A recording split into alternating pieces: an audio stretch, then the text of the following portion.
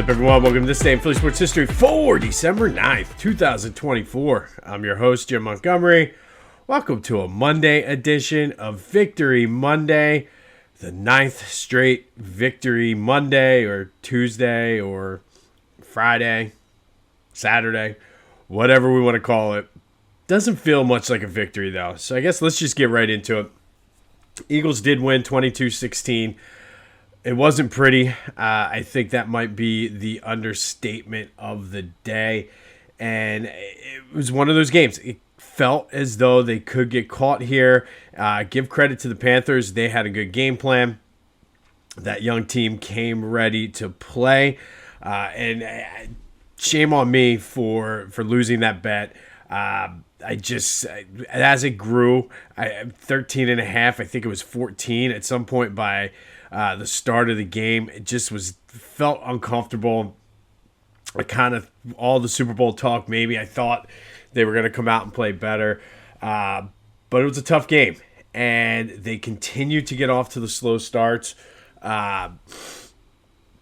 Passing game looked out of sync, and I got to be honest, I think I haven't really watched much post-game stuff. It took forever to get home through the subway, so I didn't really listen to much. I will go back today and rewatch some of the game. But from where I was sitting in the stadium, it did look, Jalen didn't play well.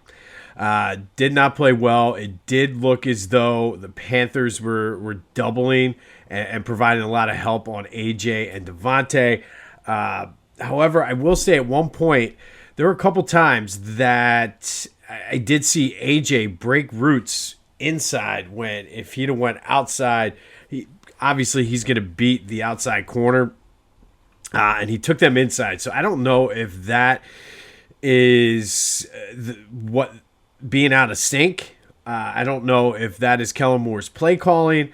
I'm not sure if it's him and Jalen not being on the right page, but there were a couple times, and you saw it, like he cut it inside, and if he just did a fake and went out and up, he had it there. So certainly, excuse me, certainly some things to fix this week heading into the game against Pittsburgh. But it just was for lack of a better way to put it, just an icky feeling about that game. Luckily, they were able to win it. Would not have been the least bit surprised if they lost it. If Leggett hangs on to that ball, they lose. So thank goodness for that. But as Andy Reid used to say, anytime you win in the National Football League, it's a good thing. The Eagles win. They're 11-2. One more quote-unquote tough game left, but I mean, if you're going to struggle like you did yesterday against the Panthers, I don't think you can take any one of these teams for granted. I don't know. Like I said, I'll go back through some of the interviews and post-game comments and rewatch, but that was sort of my takeaway, was Jalen just seemed out of sync and not on the same page, and AJ, like I said, there were a couple times where he cut it in, and that's really who I was watching. I didn't really notice much, and I'll go back, like I said, I'll go back and look with Devontae, but it just not good. I think the defense played solid, not the dominating performance I think I was expecting, but they held Bryce Young and Chuba Hubbard to pretty much containing them. I know Hubbard had some decent plays, but I think overall they played well. If we go back and revisit the three keys to the game, did they get off to a fast start? Not even close. It's like they're allergic to the first quarter. Whatever they're scripting, that needs to change. Like, the script is just not working. And it is concerning that you can't get off to a fast start against a team like the Panthers. You start doing that against the Lions, the Vikings, or even the Steelers next week, you could be in trouble. Dominate both lines. I think the offensive line played well. Saquon had 124 yards rushing, set the Eagles' single-season rushing record, breaking Shady's record that he set, I believe, in 2013. Defense, like I said, they got some pressure on. Didn't wrap up tackling from what I saw as much as I would have liked to. but I think overall the defensive line played well, so I think we hit that one. And play like a super team, and that does not look like a Super Bowl team the way they played yesterday. But again, the Panthers did this to the Chiefs. The Panthers played tough against Tampa Bay. You're not going to be great every single week. So what does this all mean? Pretty much nothing. I really do. I think a win is a win. I'll go back and look at some of the things. I do think Jalen needs to get more in sync with the receivers, and I don't know if the pendulum now has swung so far toward them being a rushing team that we got to kind of bring back some of the pass. I don't know. Like I said, I want to go back, watch some of the post-game interviews, rewatch some of the parts of the game that I want to see, because maybe there was something with those AJ routes that I was missing in the stadium, but it certainly looked like he was able to do it. But I still think this team is a Super Bowl contending team. Games like this happen in football. That's why they call it any given Sunday. Any given Sunday, something like this can happen. They were fortunate enough to win. I think because they're a good enough team, that's why they were able to win. Certainly not the perfect game, but I think you take the win, you move on, and then you start worrying if the trends continue. So I'll have more on this game tomorrow once I'm able to go back and watch some of the post-game stuff, rewatch some of the game. But I always like to come on the day after a game just with raw what my thoughts are, what I saw without the least amount of outside influence. But that's kind of where I see it. I think the defense was solid. Not their best game, but certainly kept the team in it. But something with Jalen is just they just were out of sync. And again, maybe it's because they went so far to the side of being a running team that something got lost. But I do feel it's something that can be cleaned up. So again, have more on that tomorrow. But Eagles win 22-16, move to 11-2. We lose the bet. We move to 7-6.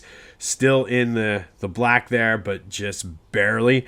But there's still a lot of football left to be played. But that brings us to today's question of the day. And who is the GOAT of the game? Was it Saquon Barkley, Devontae Smith, or C.J. Gardner-Johnson, who had himself a really good game, gave us a little bit of a scare, but came back in the game? But who's your go-to the game? Call or text me on the Back to the Future voice and text line 267-495-8531. Get that, your thoughts on the game, thoughts on Jalen, AJ, the defense, Jake Elliott, who still seems to be struggling, Nick Sirianni's coaching decisions. I think kind of surprised he punted when he did, but it seemed to play the way it should have been. But let me know your thoughts on that. But who's the GOAT of the game? Saquon, Devontae, or C.J. Gardner-Johnson? Get those votes in. All right, some quick housekeeping notes. Be sure to follow me on social media, Jimbo_Mott on Twitter and TikTok, at Philly Jimbo on Instagram. Subscribe to the YouTube channel, Jimbo_Mott, and continue to spread the word. Let's grow this thing. Big things happening this week. Stay tuned for that. As always, we're featured every now and then in the On Pattison newsletter, so go check them out. But thank you for your support, and let's continue to grow this thing. All right, still time to donate to our gift and food drive. Getting donations. I have so much food and stuff here just stacked behind me in the living room. It's great to see. So let's continue to get those donations in. If you don't want to donate any actual items, if you just go to the description, there's a link for the GoFundMe, and I will make the purchases either at Target or Sam's or BJ's or wherever we can to maximize your donation. And if you are doing the reverse advent calendar, today's item of the day are graham crackers. So graham crackers are today's reverse advent calendar item of the day. 25 days of kindness. Thank a veteran. Veterans Day was about a month ago, but thank a veteran or someone who's currently serving and just say thank you for their service and for allowing us to be able to do the things we can do. All right, some wrongs were righted yesterday, and I did not expect this vote. to be public this soon. I thought it was, I guess the official announcement will come on in January, but finally Dick Allen was inducted into the Hall of Fame. Long overdue. Congratulations to his family. Great to see. And I, like I said, the dude was just an absolute stud. And to finally, unfortunately, he's not around to see it. But shout out and congratulations to his family. But Dick Allen, the Classic Era Committee, finally did the right thing.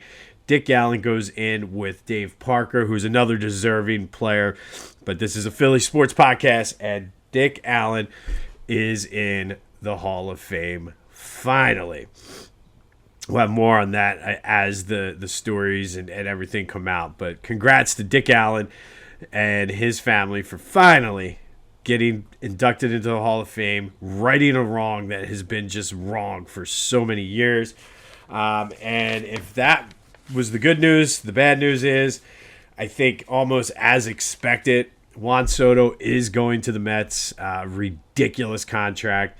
But the Mets being the Mets, they're going to Met, and somehow this is going to blow up in their face. So stay tuned for that. All right, Sixers.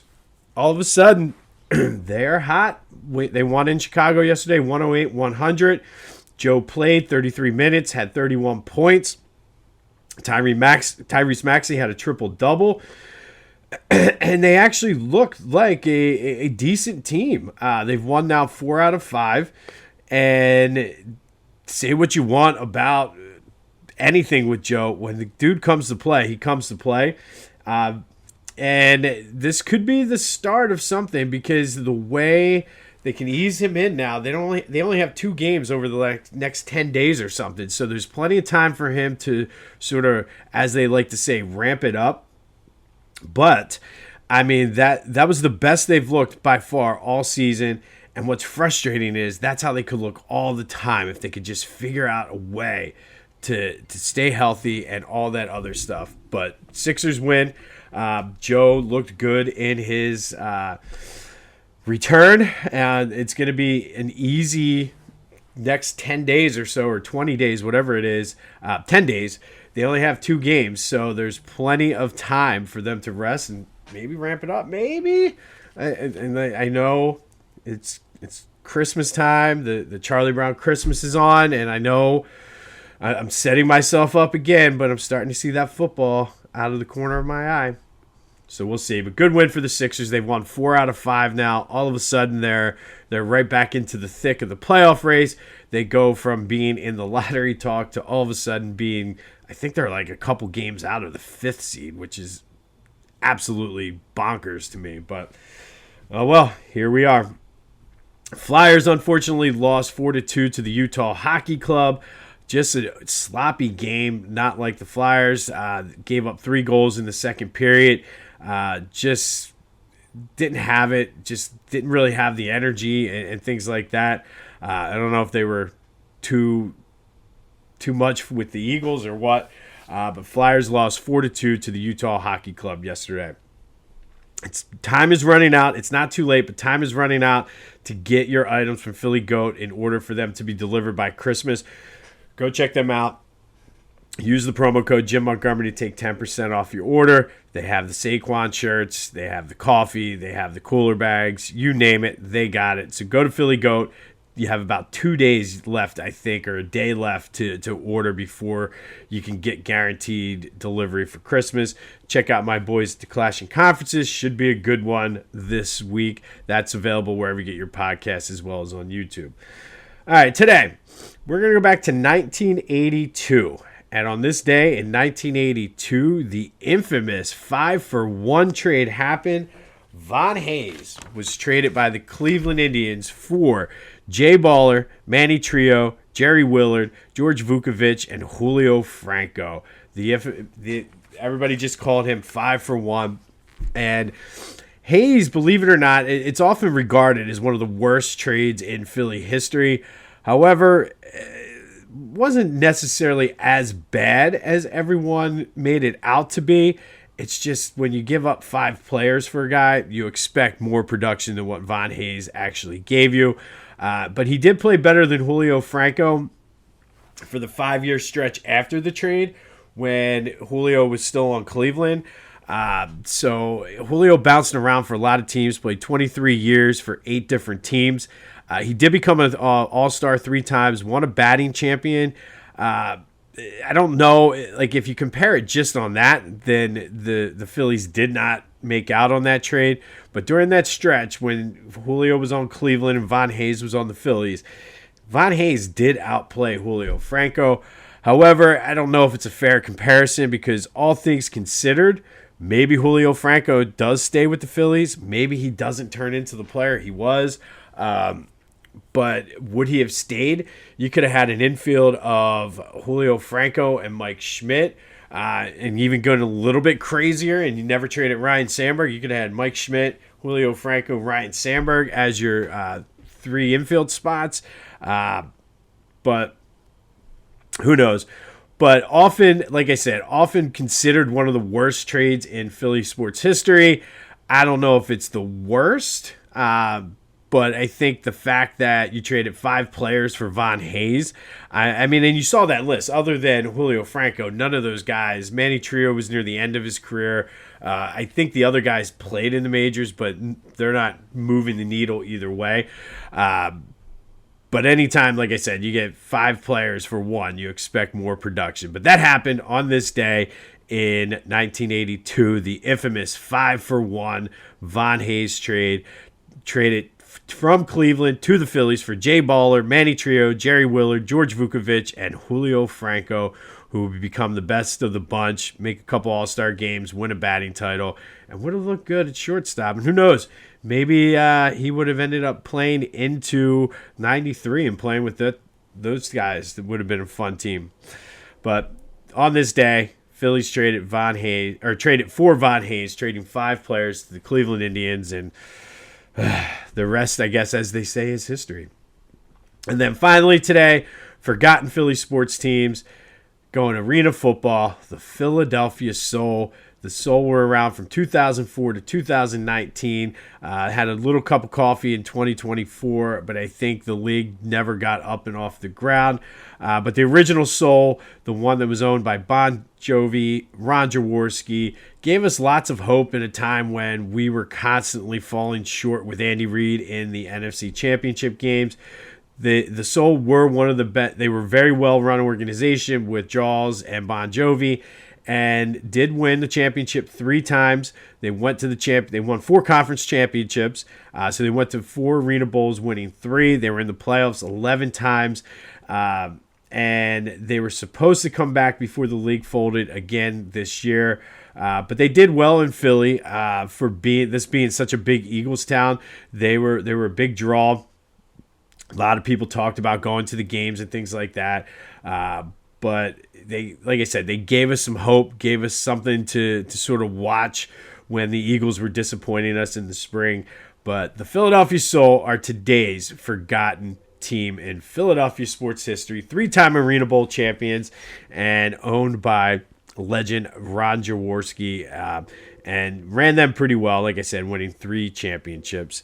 On this day in 1982, Phillies traded 5 players for Von Hayes, often regarded as one of the worst trades in Philly sports history. If you take a closer look at the numbers, it really wasn't as lopsided. It's just the fact that it was 5 guys, and one of them happened to be a future batting champion and 3-time All-Star. But we'll have more on the Sixers and where they go from here. We'll have more on the Flyers as they go. I'll do more research on, rewatch some of the game and check out some of the post-game things to kind of put a bow on the Panthers and just move on, because I think this is one of those games you don't want to dwell on it. We're going to drive ourselves crazy, I'm sure, on the radio today. It's going to be, I'm sure Twitter's going like this now, skewering Jalen, probably skewering the coach, questioning why we're not throwing to AJ and are they not out of sync. And I'm actually, my biggest thing, I want to see those routes that he cut off, because there was a couple times they had safety help over the top and he wasn't going deep. but there's a few times he had kind of just man on man that he could have gone deep and didn't give Jalen a chance to find him. So anxious to see how this plays out, but we'll have more on that tomorrow. But a win is a win, as Andy Reid said. Anytime you get a win in the National Football League, it's a good thing. I think he would always say, it's hard to win in this league. So the fact that we got to win anytime, that's a good thing, and I'll put the players in a better position. But let me know who your go to the game is. Is it Saquon, Devontae, or CJ Gardner-Johnson? 267-495-8531. That'll get you into the Back to the Future voice and text line. But it is a Victory Monday, believe it or not. Even though it doesn't feel like one, it is a Victory Monday. So go have yourselves a Monday. This has been This Day in Philly Sports History for December 9th, 2024. It got me so messed up, I don't even know what day it is. December 9th, 2024. And until next time, I'll see you when I see you.